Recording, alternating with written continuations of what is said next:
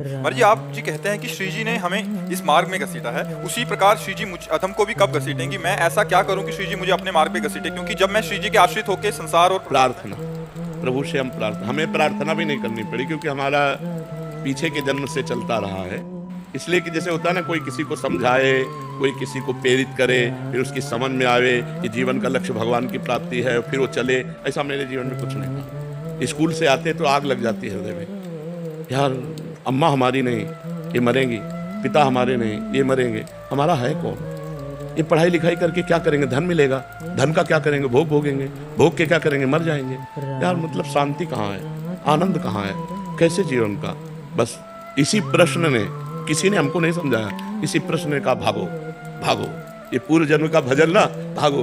13 वर्ष की अवस्था में भगा दिया घर से और पूरे जीवन किसी का सहारा नहीं लिया, किसी व्यक्ति का सहारा नहीं लिया कि हम किसी साधु महात्मा का प्रगट में ऐसे साथ चलना हो, साथ कभी किसी का नहीं। असंगो हम पुरुषा, तुम बोल रहे हो तो छुप के सुना और बात जो समझ में आई उसे जीवन में धारण किया, आगे बढ़े। हम किसी का संग नहीं किया, इसलिए संग नहीं किया कि कहीं हमारी जो वो किसी के संग से दब न जाए, क्योंकि आपका संग करें और आपका लक्ष्य है नहीं भगवान का तो हम फंस सकते हैं। तो अब दूरी बना करके रखें और सदैव पूज्य पाद से उड़िया बाबा हमारे आदर्श रहे, उन्हीं के ही वचन, उन्हीं का जीवन। तो हमारी पूछो तो ये पूर्व जन्म का है, इस जन्म का नहीं है। पूर्व जन्म से हमें जो संपत्ति मिली थी उसी ने हमको घसीटा है। अब जैसे आप लोग हो, ये कृपा हुई है कि सत्संग सुनकर भगवत मार्ग में चलने की भावना बनी है। सत्संग सुनकर ये कृपा होती है।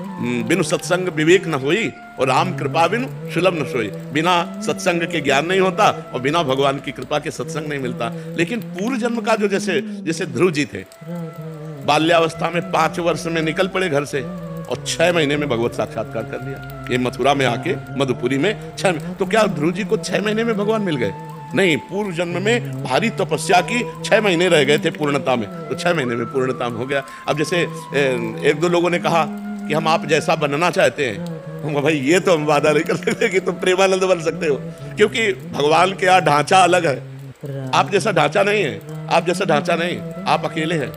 पूरे भारत में आप देख लीजिए, कुछ ना कुछ फर्क पड़ेगा। कितने ढांचे हमारे प्रभु के पास, आप सोचो। तो अच्छा, प्रेमानंद बनने के लिए वो सामग्री चाहिए जो बचपन में हमको पूर्व में भगवान की कृपा से मिली। उस सामग्री से अकेले भागना और कितना कष्ट सहा है पूरे जीवन में, तुम्हें कैसे बताएं।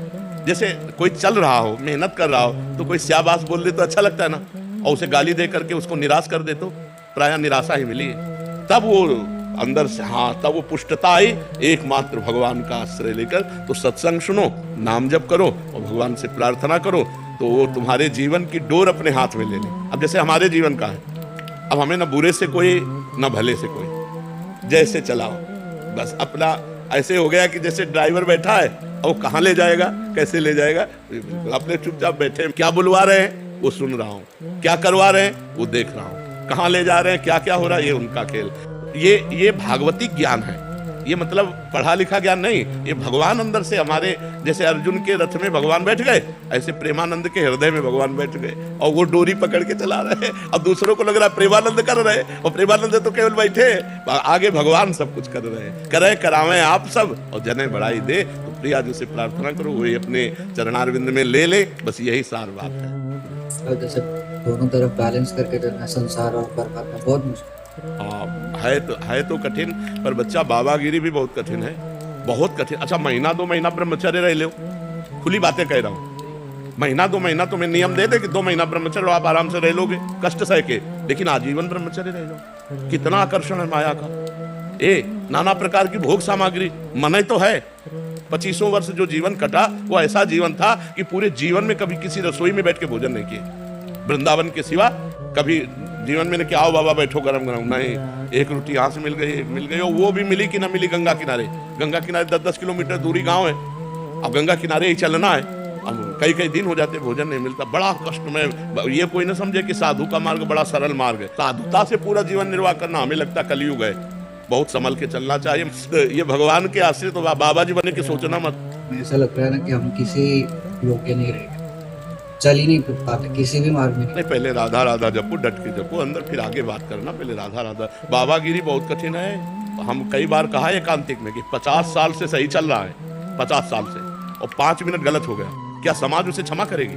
सब लोग कहेंगे फ्रॉड है, नहीं, और बेचारा 50 साल जलता रहा, 5 मिनट फिसल गया तो कोई क्षमा नहीं करेगा। इसलिए बाबागिरी बहुत कठिन बात है, बहुत। जी महाराज जी, आपके चरणों में दंडवत प्रणाम। महाराज जी, आपसे मिलकर लगा कि जग झूठा है और नाम सच्चा है। अब इस झूठी दुनिया में रहते हुए लगता है कि कुछ साथ नहीं जाएगा। जो काम करता था पहले उसमें एक उत्साह नहीं रह गया, सब मिथ्या सा लगता है महाराज जी। संन्यास लेने का उत्साह नहीं है, साहस नहीं है, बीच सा फंस गया हूँ महाराज जी। नहीं, बीच में फंसना नहीं, अब और स्ट्रांग बनो कि आपकी रुचि ना होते हुए आपको उस कार्य को करना है, कि अपने मन को भक्तिमय करते हुए कार्य करना है। कि जैसे हमारा मन नहीं, हमारा मन है कि एकांत में बैठो चुपचाप, लेकिन हमको सेवा मिली है तो अब ये सेवा हमें करनी पड़ रही है। ऐसे आपको सेवा मान के करनी है। जो आप व्यापार करते हो या जो भी नौकरी करते हो या किसानी करते हो, उसे सेवा मान करके कि परिवार रूपी भगवान की सेवा के लिए अर्थ चाहिए, इसलिए सेवा करो। मेरी रुचि तो नहीं, संसार में रुचि ना होना यही भक्ति का लक्षण है, लेकिन उस कार्य को सम्यक करना ये भी भक्ति का लक्षण है। जैसे अर्जुन कह रहे हैं मेरा संन्यास लेने का मन है,